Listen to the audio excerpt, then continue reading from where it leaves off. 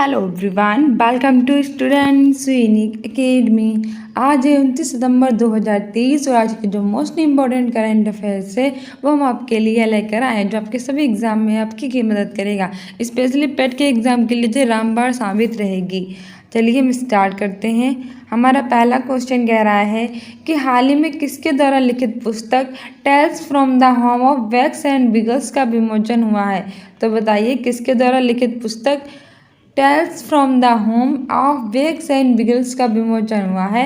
Option A है Vijay Raghavan, option B है Leena Kumar, option C है राधिका अयंगर, ऑप्शन डी है नंदिनी गुप्ता। तुम्हारा सही आंसर हो जाएगा ऑप्शन है विजय राघवन। विजय राघवन के द्वारा लिखित पुस्तक है tales from the home of wax and wiggles, इसका विमोचन किया गया है। वहीं लीना कुमार की बात करें, इनकी फेमस पुस्तक है द ऑटोबायोग्राफी ऑफ गॉड, ये भी याद रखना। राधिका अयंगर है, इनकी फेमस पुस्तक है फायर ऑन द गेजेस, ठीक है। और वहीं जो हमारी नंदिनी गुप्ता है, इन्हें फेमिना मिस इंडिया 2023 चुना गया है। तो सारी बातें याद रखना कि हमारी फेमस पुस्तक tales from the home of wax and wiggles का विमोचन किया है विजय राघवन ने। लीना कुमार ने किया है the autobiography of god. Radhika Iyengar है फायर ऑन गेजेस। और नंदिनी गुप्ता को फेमिना मिस इंडिया 2023 चुना गया है, ठीक है। आगे बढ़ते हैं। आगे हमारा दूसरा क्वेश्चन कह रहा है कि हाल ही में फिस्की ने मिथुन को खाद्य पशु के रूप में मान्यता दी है। इसकी स्थापना कब हुई थी? तो हमें सबको पता है कि हाल ही में जो फिस्की है उसने मिथुन को खाद्य पशु के रूप में मान्यता दी है। तो बताइए जो ये फिस्की है इसकी स्थापना कब हुई थी? ऑप्शन ए है 2000, ऑप्शन बी है 2005, ऑप्शन सी है 2008 और ऑप्शन डी है 2010। तो इसमें हमारा सही आंसर हो जाएगा ऑप्शन सी 2008, ठीक है। जो हमारी फिस्की है इसकी फुल फॉर्म होती है food safety standard authority of India. इसकी स्थापना 2008 को हुई थी और अभी इसने रिसेंटली मिथुन को खाद्य पशु के रूप में मान्यता दी है, ठीक है। काफ़ी एग्जाम में इसकी फुल फॉर्म पूछ लेता है, तो याद रखना food safety standard authority of India. इसकी स्थापना 2008 में हुई थी और इसे भी खाद्य पशु के रूप में किसे मान्यता दी है? मिथुन को, ठीक है। आगे बढ़ते हैं। आगे हमारा तीसरा क्वेश्चन कह रहा है कि हाल ही में आरबीआई के किस डिप्टी गवर्नर का कार्यकाल 1 साल के लिए बढ़ा दिया गया है? तो बताइए हाल ही में वो कौन से डिप्टी गवर्नर है जिनका कार्यकाल 1 साल के लिए बढ़ाया गया है? ऑप्शन ए है M Rajeshwar Rao, option B है अमित खरे, ऑप्शन सी है विजय राघवन और ऑप्शन डी है सत्यकांत दास। तो हमारा सही आंसर हो जाएगा option A M Rajeshwar Rao. जो एम राजेश्वर राव हैं वो हमारे आरबीआई के डिप्टी गवर्नर थे और उनका कार्यकाल 1 साल के लिए और बढ़ा दिया गया है। आरबीआई की बात करें तो उसकी फुल फॉर्म होती है रिजर्व बैंक ऑफ इंडिया, ठीक है, भारतीय रिजर्व बैंक। इसकी स्थापना 1 अप्रैल 1935 को हुई थी और इसका हेडक्वार्टर मुंबई में स्थित है। और इसके पहले जो गवर्नर थे वो ऑसबर्न स्मिथ थे और पहले जो भारतीय गवर्नर थे वो थे सीडी देशमुख। और इस समय 25वें नंबर के गवर्नर हैं इसके सत्यकांत दास। और इसका लोगो है टाइगर विद पॉम ट्री, जो काफ़ी एग्जाम में पूछा जा चुका है, ठीक है। और इसके डिप्टी गवर्नर है एम राजेश्वर राव, जिसका कार्यकाल 1 साल के लिए बढ़ा दिया गया है, याद रखना। वहीं हम बात करें अमित खरे की, तो अभी रिसेंटली हमारे जो प्रधानमंत्री नरेंद्र मोदी उनके सलाहकार के रूप में अमित खरे को नियुक्त किया गया है, ठीक है। वहीं हम बात करें विजय राघवन की, तो जो विजय राघवन जी हैं उनकी फेमस पुस्तक tales from the home of wax and wiggles का विमोचन हुआ है, तो यह भी याद रखना।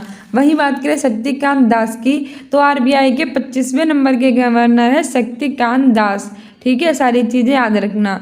आगे बढ़ते हैं। आगे हमारा अगला चौथे नंबर का क्वेश्चन कह रहा है कि हाल ही में फिल्म एवरीजन इज अ हीरो को ऑस्कर 2024 प्रदान किया गया है। ये किस भाषा की फिल्म है? ऑप्शन ए है मलयालम, ऑप्शन बी है मराठी, ऑप्शन सी है हिंदी और ऑप्शन डी है अंग्रेजी। तुम्हारा सही आंसर हो जाएगा ऑप्शन ए मलयालम। हाल ही में एक मूवी है एवरीजन इज अ हीरो, वो ऑस्कर 2024 प्रदान किया गया है और ये हमारी जो है ये मलयालम मूवी है। काफ़ी एग्जाम में के लिए इम्पोर्टेंट है, याद रखना। ऑस्कर 2024 प्रदान किया गया है एवरीजन इज़ अ हीरो और इसे मलयालम मूवी है। ठीक है, हमारा 5वें नंबर का क्वेश्चन कह रहा है और सभी एग्जाम्स के लिए मोस्ट इम्पोर्टेंट है कि हाल ही में किस राज्य ने 100% ऑडियो प्लस कवरेज हासिल किया है। ऑप्शन ए है उत्तर प्रदेश, ऑप्शन बी है उत्तराखंड, ऑप्शन सी है मध्य प्रदेश, ऑप्शन डी है हिमाचल प्रदेश। तो बताइए हाल ही में कौन से राज्य ने 100% ऑडियो प्लस कवरेज हासिल किया है, मतलब खुले में शौच मुक्त कौन रहा है राज्य। हमारा सही आंसर हो जाएगा ऑप्शन है उत्तर प्रदेश। जो उत्तर प्रदेश गवर्नमेंट है उसने अभी घोषणा की है कि हमारा Uttar Pradesh 100% audio plus coverage वाला राज्य बन गया, यानी अब यहाँ कोई भी खुले में शौच नहीं करता है। उत्तर प्रदेश की बात करें तो इसकी कैपिटल है लखनऊ। इसे हम नवाबों का शहर कहते हैं। यहाँ के चीफ मिनिस्टर हैं योगी आदित्यनाथ, यहाँ के गवर्नर हैं आनंदीबेन पटेल। यहाँ लोकसभा की 80 सीटें हैं, राज्यसभा की 31 सीटें हैं और यहाँ विधानसभा के साथ साथ विधान परिषद भी है। और भारत के सिर्फ 6 राज्य ऐसे हैं जहाँ विधानसभा के साथ साथ विधान परिषद है, और वो कौन कौन से डेली रिवीजन कराते हैं। उत्तर प्रदेश, आंध्र प्रदेश, तेलंगाना, बिहार, महाराष्ट्र और कर्नाटक। उत्तर प्रदेश का राजकीय पशु है बारहसिंगा, राजकीय पुष्प है पलाश, राजकीय वृक्ष है अशोक। ठीक है, वही हम उत्तराखंड की बात करें तो इसकी कैपिटल है देहरादून और गैरसैंण, और उत्तर प्रदेश से अलग होकर ही इसका निर्माण हुआ था 9 नवंबर सन 2000 को। वही मध्य प्रदेश की बात करें तो इसकी कैपिटल है भोपाल, जहाँ भोजताल स्थित है और यहाँ इसे नदियों का मेका कहते हैं और सबसे ज़्यादा नदियाँ यहीं से निकलती हैं। और जो नर्मदा नदी है यहाँ की मुख्य नदी है, यहाँ से सोया प्रदेश भी कहते हैं। यहाँ के चीफ मिनिस्टर हैं शिवराज सिंह चौहान। ठीक है, यहाँ Panna tiger reserve, Kanha tiger reserve ये चीज़ें स्थित हैं। हिमाचल प्रदेश की बात करें तो इसकी कैपिटल है शिमला और धर्मशाला। आगे बढ़ते हैं। आगे हमारा छठा क्वेश्चन कह रहा है कि किस शहर में 13वां हिंद प्रशांत सेना प्रमुख सम्मेलन आयोजित हुआ है। ऑप्शन ए है नई दिल्ली, ऑप्शन बी है श्रीनगर, ऑप्शन सी है तिरुवनंतपुरम, ऑप्शन डी है शिलोंग। तो हमारा सही आंसर हो जाएगा ऑप्शन है नई दिल्ली। हाल ही में जो नई दिल्ली है वहाँ 13वां हिंद प्रशांत सेना प्रमुख सम्मेलन आयोजित किया गया है। बात करेंगे नई दिल्ली की तो ये हमारे भारत की कैपिटल है, 1911 में बनी थी। यहाँ इंडिया गेट स्थित है और राष्ट्रपति भवन भी स्थित है। वहीं श्रीनगर की बात करें तो इसके जम्मू कश्मीर की कैपिटल है और जम्मू कश्मीर एक केंद्र शासित प्रदेश है। यहाँ के उपराज्यपाल है मनोज सिन्हा। तिरुवनंतपुरम जो है वो केरल की कैपिटल है, यहाँ के चीफ मिनिस्टर है पिनराई विजयन। और जो शिलोंग है ये मेघालय की कैपिटल है। ठीक है, आगे बढ़ते हैं। आगे हमारा 7वां क्वेश्चन कह रहा है कि हाल ही में जारी हैनले पासपोर्ट इंडेक्स में कौन शीर्ष पर रहा है। मोस्ट इंपोर्टेंट इंडेक्स है, सभी एग्जाम में पूछी जाती है। ऑप्शन ए है जापान, ऑप्शन बी है भारत, ऑप्शन सी है सिंगापुर, ऑप्शन डी है अमेरिका। तो बताइए हाल ही में जो पासपोर्ट इंडेक्स हैनले जारी हुई है उसमें कौन टॉप पे रहा है। वैसे तो हर बार इसमें जापान ही टॉप पर रहता है, लेकिन थोड़ी अनोखी बात हो गई है कि इसमें सिंगापुर टॉप पे रह गया है। ठीक है, तो हमारा ऑप्शन जो सी है वो सही हो जाएगा सिंगापुर। हाल ही में जारी हैनले पासपोर्ट इंडेक्स में सिंगापुर टॉप पे रहा है। ठीक है, वही अगर हम बात करें अमेरिका की तो कैपिटल है वॉशिंगटन डीसी। यहाँ के राष्ट्रपति है जो बाइडेन। ये किस स्पेस एजेंसी है नासा। 2024 में भारत के मुख्य अतिथि रहेंगे गणतंत्र दिवस के अवसर पर अमेरिका के राष्ट्रपति जो बाइडेन। ये हमारा अगला क्वेश्चन 8वें नंबर का कह रहा है कि विश्व रेबीज दिवस कब मनाया जाता है। तो बताओ वर्ल्ड रेबीज डे हम कब मनाते हैं। ऑप्शन ए है 15 सितंबर, ऑप्शन बी है 16 सितंबर, ऑप्शन सी है 18 सितंबर, ऑप्शन डी है 28 सितंबर। तो इसमें हमारा सही आंसर हो जाएगा ऑप्शन डी 28 सितंबर। जो विश्व रेबीज दिवस है वो 28 सितंबर को मनाया जाता है और जो रेबीज है वो कुत्तों का काटने से होता है। वहीं अगर हम बात करें 15 सितंबर की तो विश्व लोकतंत्र दिवस यानी वर्ल्ड डेमोक्रेसी डे, और जो हमारा इंजीनियर्स डे है वो सेलिब्रेट किया जाता है। 16 सितंबर को ओजोन दिवस मनाया जाता है, साथ ही रेड पांडा दिवस भी मनाया जाता है। 18 सितंबर को विश्व वास डे यानी वर्ल्ड बम्बो डे मनाया जाता है और 28 सितंबर को मनाया जाता है विश्व रेबीज दिवस। ठीक है, आगे बढ़ते हैं। आगे हमारा 9वां क्वेश्चन कह रहा है कि हाल ही में जारी ग्लोबल इनोवेशन इंडेक्स में कौन शीर्ष पर रहा है। तो हमारी जो ग्लोबल इनोवेशन इंडेक्स है वो अभी रिसेंटली जारी हुई है, तो इसमें कौन टॉप पे रहा है। Option A Switzerland, option B है स्वीडन, ऑप्शन सी है भारत, ऑप्शन डी है अमेरिका। तो इसमें हमारा सही आंसर हो जाएगा ऑप्शन ए स्विट्जरलैंड। स्विट्जरलैंड है उसमें जारी ग्लोबल इनोवेशन इंडेक्स में ये टॉप पे रहा रहा है। वहीं जो स्वीडन है दूसरे नंबर पे रहा है, अमेरिका है ये तीसरे नंबर पे रहा है, और हमारा भारत चौथे नंबर पे नहीं रहा है, ये रहा है जो मैं एक और जीरो जोड़ दूँ 40वें नंबर पे। ठीक है, जो स्विट्जरलैंड है वो टॉप पे रहा है ग्लोबल इनोवेशन इंडेक्स में, स्वीडन दूसरे पे, अमेरिका तीसरे पे, और हमारा भारत 40वें नंबर पे रहा है। इसकी रैंक याद रखना। फिर हमारा 10वां क्वेश्चन कह रहा है कि हाल ही में एम.एस. स्वामीनाथन का निधन हुआ, वे कौन थे? ऑप्शन ए थे वैज्ञानिक, ऑप्शन बी है डॉक्टर, ऑप्शन सी है राजनेता, ऑप्शन डी है शिक्षक। तो इसमें हमारा सही आंसर ऑप्शन ए हो जाएगा वैज्ञानिक। जो हाल ही में एम.एस. स्वामीनाथन है उनका निधन हो गया, वो एक वैज्ञानिक थे। स्वामीनाथन को एम.एस. स्वामीनाथन को भारत में हरित क्रांति का जनक भी माना जाता है, और विश्व में हरित क्रांति का जनक माना जाता है नॉर्मन बोरलॉग को। ठीक है, ये भी याद रखना। आगे बढ़ते हैं। आगे हमारे रिवीजन क्वेश्चंस आगे हैं जो हमारे एग्जाम में हमारी काफ़ी हेल्प करेंगे, क्योंकि होता क्या है हम नए नए क्वेश्चंस पढ़ते रहते हैं और पुराने भूल जाते हैं, इसलिए हम रिवीजन क्वेश्चंस याद करेंगे जिससे हमारे एग्जाम में हम बेटर कर सकें। ठीक है, हमारा पहला क्वेश्चन कह रहा है रिवीजन कि हाल ही में किस कंपनी ने आगामी आईसीसी विश्व कप 2023 के लिए टीम इंडिया की जर्सी लॉन्च की है? ऑप्शन ए है पूमा, ऑप्शन बी है एडिडास, ऑप्शन सी है नाइक, ऑप्शन डी इनमें से कोई नहीं। तो बताइए हाल ही में किसकी कंपनी ने आगामी आईसीसी विश्व कप 2023 के लिए टीम इंडिया की जर्सी लॉन्च की है? तो ऑप्शन बी सही हो जाएगा, एडिडास। ठीक है, वही बात करें आईसीसी की, तो आईसीसी की फुल फॉर्म होती है इंटरनेशनल क्रिकेट काउंसिल। इसकी स्थापना 1909 में हुई थी। इसका हेडक्वार्टर दुबई में स्थित है। ठीक है, आगे बढ़ते हैं। आगे हमारा दूसरा क्वेश्चन कह रहा है रिवीजन कि सिम्बैक्स एक्सरसाइज किन दो देशों के बीच में होती है? ऑप्शन ए है भारत श्रीलंका, ऑप्शन बी है भारत सिंगापुर, ऑप्शन सी है भारत अमेरिका, ऑप्शन डी है भारत बांग्लादेश। तो हमारा सही आंसर हो जाएगा ऑप्शन बी भारत सिंगापुर। जो सिम्बैक्स एक्सरसाइज होती है वो भारत और सिंगापुर के बीच में होती है। मोस्ट इंपॉर्टेंट है हमारे एग्जाम्स के लिए, याद रखना। इसमें जो एस आ रहा है इसका मतलब होता है सिंगापुर, और इसमें जो एम आई आ रहा है इसका मतलब होता है इंडिया। ठीक है, जो सिम्बैक्स एक्सरसाइज होती है भारत और सिंगापुर के बीच में होती है। वहीं जो स्लीनेक्स एक्सरसाइज होती है वो भारत और श्रीलंका के बीच में होती है। इसमें जो एल है इसका मतलब होता है श्रीलंका, और आई का मतलब होता है इंडिया। ठीक है, जो श्रीलंका एक्सरसाइज है भारत और इंडिया के बीच में होती है।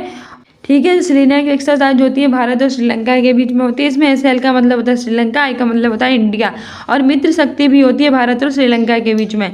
वहीं भारत और अमेरिका के बीच में वज्र प्रहार, कोप इंडिया, युद्ध अभ्यास 23 होती है, और भारत और बांग्लादेश के बीच में होती है संप्रीति एक्सरसाइज। ठीक है, तो सारी एक्सरसाइज याद रखना।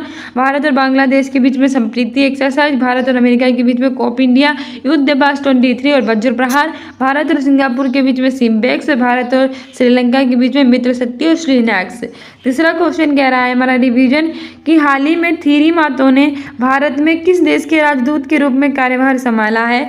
तो ऑप्शन ए हो जाएगा ब्राजील, ऑप्शन बी हो जाएगा कनाडा, ऑप्शन सी हो जाएगा फ्रांस, ऑप्शन डी अमेरिका। तो हमारा सही आंसर हो जाएगा ऑप्शन सी फ्रांस। हाल ही में फ्रांस देश के जो थीरी मातो हैं इन्होंने भारत में इनके राजदूत के रूप में कार्यभार संभाला है। फ्रांस की कैपिटल है पेरिस, और यहाँ स्थित है यूनेस्को का हेडक्वार्टर जिसकी स्थापना 1945 में हुई थी। यूनेस्को की फुल फॉर्म होती है united national education scientific for culture organisation, और अभी इसने भारत में 42 जो विश्व धरोहर स्थल है उन्हें शामिल किया है। 42 मंदिर समूह जो कर्नाटक में है, और 41 नंबर का है शांति निकेतन जो पश्चिम बंगाल में है। ठीक है, और 40वें नंबर का है धोलावीरा जो गुजरात में है। 39 का है रमप्पा मंदिर जो तेलंगाना में है। ब्राजील के राष्ट्रपति हैं लूला दी सिल्वा। इन्हें 2024 के लिए G20 की अध्यक्षता हमारे भारत के प्रधानमंत्री नरेंद्र मोदी ने सौंपी है। कनाडा की कैपिटल है ओटावा, और यहाँ की राजनीतिक पार्टी को भारत ने बैन कर दिया है। अमेरिका की कैपिटल है वॉशिंगटन DC। यहाँ के राष्ट्रपति जो बाइडेन को 2024 में गणतंत्र दिवस के अवसर पर मुख्य अतिथि बनाया जाएगा। ठीक है, आगे बढ़ते हैं। आगे हमारा चौथा क्वेश्चन कह रहा है कि हाल ही में किस देश की सरकार ने 544 जिलों में आपातकाल की घोषणा की है? ऑप्शन ए है पेरू, ऑप्शन बी हमारा हो जाएगा जापान, ऑप्शन सी है चीन, ऑप्शन डी है पाकिस्तान। तो बताइए हाल ही में किस देश ने 544 जिलों में आपातकाल की घोषणा की गई है? तो हमारा ऑप्शन ए सही हो जाएगा पेरू। ठीक है, पेरू देश है, वहाँ की 544 जिलों में आपातकाल की घोषणा की गई है। वहीं बात करें अगर हम जापान की, तो इसकी कैपिटल है टोक्यो। यहाँ के प्रधानमंत्री हैं फूमियो किशिडो।